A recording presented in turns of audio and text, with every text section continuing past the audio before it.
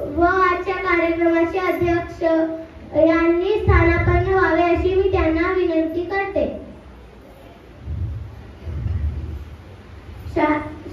शाळेचे मुख्याध्यापक अजय पाटील सर व आजच्या कार्यक्रमाचे अध्यक्ष यांनी कुसुमाग्रजांच्या प्रतिमेस पुष्पहार अर्पण करावा अशी मी त्यांना विनंती करते.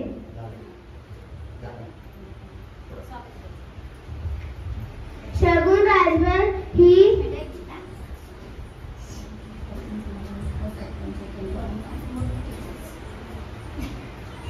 राजभर ही सरपंच मॅडमचं स्वागत पुष्प देऊन स्वागत करेल.